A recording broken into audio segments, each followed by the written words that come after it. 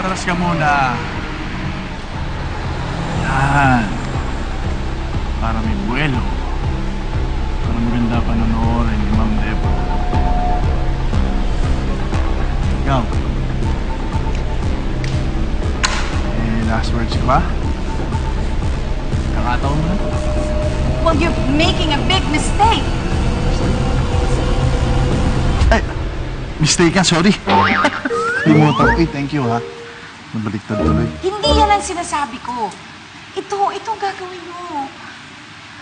Hindi ka ba natatakot? May nanay ka ba? May kapatid ka bang babae? Hindi ka ba naniniwala sa karma? Paano kung may gumawa din sa kanila nito? Uy! Hindi naman ganyan. Baka mamaya magdilang anghel ka eh. Sasabihin na lang ganun. Parang awa mo na, Kilmer. Huwag mo na akong patayin, please. Alam mo,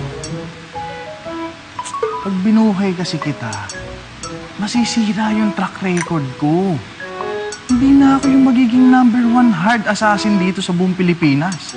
Sira! Pag nakaligtas ka sa akin, sira! Yun lang ba ang iniisip mo? Oo! Ang maging #1? Yes! Well, Kilmer, I used to be like that. I used to be so consumed with my ambition. Gusto ko ako ang laging best.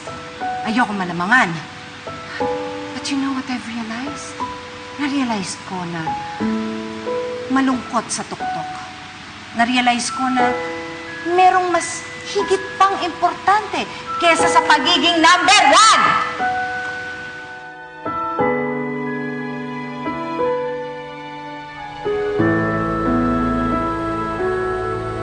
Mas importante ang love, ang feeling of acceptance and belonging. Kasi yun ang mga bagay na talagang magpapasaya sa'yo. At ang tanging paraan para mahalin tayo ng iba, para i-accept nila tayo, ay kung magbabago tayo.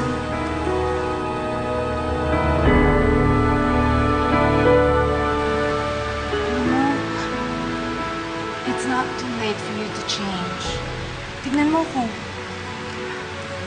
Nagbago na ako. Hindi na ako yung dating masungit at nakakairitang Rita. I've changed. At mas masaya ang buhay ko ngayon. Ano? Nakakatouch naman yung storya mo. Talaga? Tinablan ka? Mabuti naman.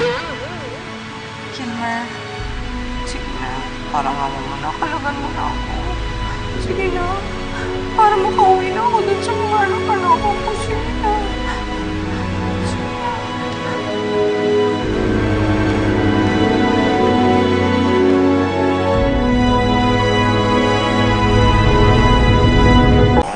Higit sa lahat na mabibigay.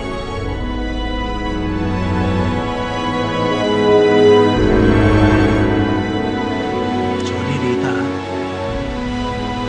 Touch ako sa story mo. Pero, papatayin pa rin kita. Visit ka naman pala eh! Ang ganda-ganda ng speech ko, may paiyak-iyak tao eh! Alam mo, yung puso mo, ano ba yan? Bato na ba yan? Alam mo, pag hindi ka nagbago, walang magmamahal sa'yo. Oops. Sorry, Rita. May love life na ako. Ganon? Hindi na ako pwede magbago. Okay na ako eh. Settled.